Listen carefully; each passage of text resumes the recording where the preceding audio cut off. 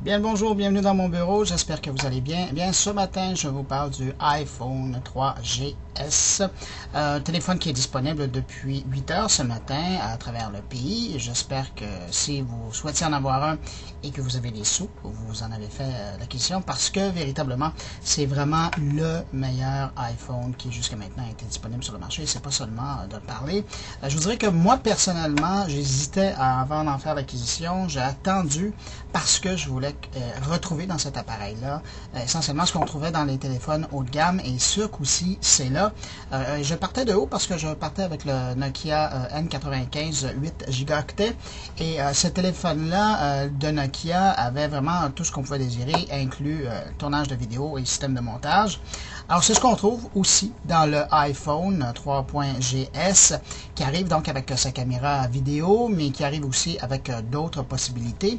Et cet appareil-là, et ça, je pense que c'est aussi un aspect très important, c'est cette rapidité. On a évidemment amélioré le processeur qu'on retrouve à l'intérieur, et donc c'est un téléphone qui est beaucoup plus rapide. Si vous avez l'habitude ou si vous avez déjà essayé l'iPhone 1 ou l'iPhone 2, vous allez voir que l'iPhone 3, il est plus rapide, et on sent vraiment qu'il y a plus de moments d'attente entre le moment où on appuie sur une touche qu'on désire, ou qu'on passe notre doigt sur l'écran pour une touche qu'on désire, une application, et le moment où elle arrive. Et ça, ça va toujours un peu achaler dans les deux premiers exemplaire du iPhone. Alors, ce coup-ci, on a réglé, et c'est assez agréable d'utilisation. Il n'y a pas de, en guillemets, de lag, comme on dit en anglais.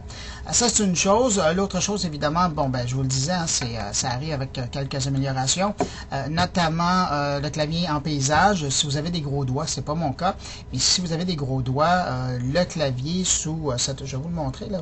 Le clavier, alors évidemment dans ce sens-là, ça peut être difficile dans certains cas, mais si vous le retournez comme ça, ben là c'est déjà plus intéressant parce que le clavier apparaît ici dans le bas.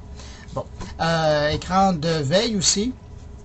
Ça aussi, ça peut être très intéressant. Si vous vous demandez pourquoi la caméra bouge comme ça, c'est pas moi qui la contrôle, je l'ai mis sur la fonction de suivre mon visage. À l'occasion, ça marche. À d'autres occasions, ça ne marche pas tellement. Tiens, je vais lui montrer mon téléphone. Elle va venir un petit peu à la position plus normale, entre guillemets.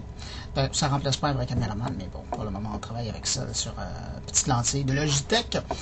Donc, voilà pour les nouveautés du iPhone. Fort intéressant. Je souligne aussi au passage, il y avait le contrôle de la voix. Ça, on en a peu parlé, mais avec le nouveau iPhone 3.0, arrive le contrôle de la voix.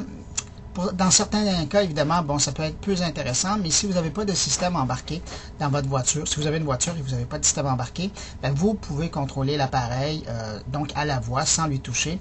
Vous mettez ça sur un support dans votre voiture et par la suite, ben, vous lui donnez les commandes. Ça lance évidemment les applications de téléphone, mais aussi les autres applications. Alors, je pense aussi à des gens qui seraient avec mobilité réduite. Ça pourrait être un des premiers bons appareils qui pourrait être utilisé comme téléphone cellulaire et pour faire plus aussi, parce que c'est pas seulement un téléphone cellulaire, pour faire rouler des applications aussi, ça peut être intéressant juste à la voix.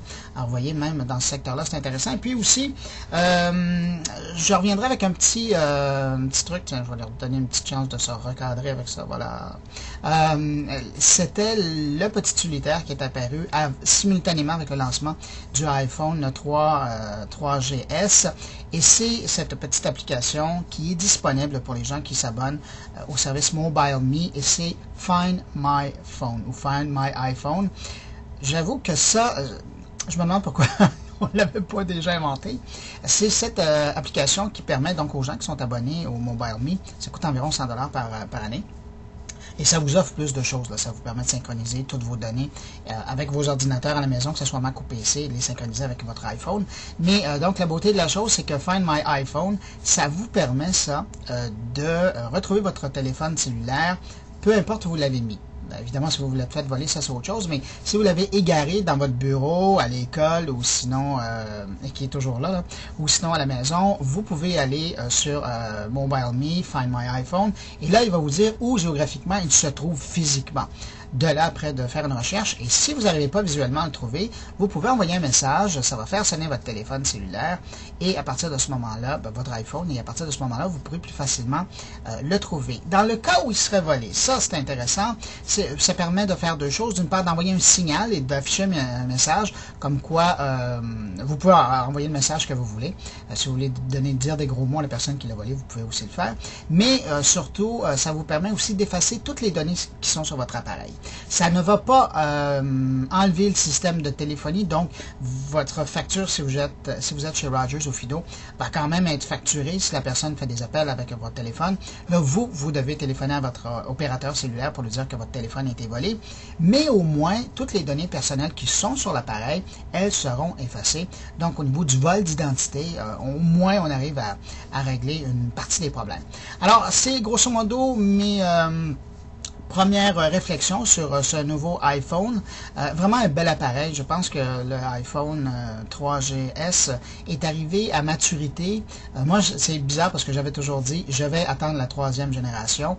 Ils vont avoir le temps, d'une part, d'améliorer leurs produits, puis d'autre part, de prendre en note les commentaires des utilisateurs. La plupart des gens qui utilisent le iPhone, c'est des utilisateurs de haut niveau, des super utilisateurs. Alors, dans cette version, on a vraiment répondu à plusieurs demandes des super utilisateurs. Et vous voyez, ça donne un appareil qui se compare agréablement à tout ce qui est disponible sur le marché présentement. Alors, c'est un très bon achat. Évidemment, dans le décor, il y a toujours le Android, les appareils qui fonctionnent avec Android. Au Canada, on parle du HTC Dream et du Magic. Très bons appareils pour les super utilisateurs de services Google. Ça peut être bon. Et puis aussi, il y a les autres appareils de HTC qui sont très, très forts. Samsung, LG, Sony sont des appareils qui sont intéressants. Et puis très bientôt, il y a aussi Nokia qui devrait nous présenter son Express Music, le premier de la série qui va être disponible au Canada. Un appareil qu'on veut mettre sur le marché au pays pour faire compétition avec l'iPhone. J'ai presque le goût de vous dire bonne chance. Mais enfin, on verra. Je ne l'ai pas eu dans les mains. Je vais le tester la semaine prochaine et je vous en reparlerai. Alors sur ce, excellent week-end.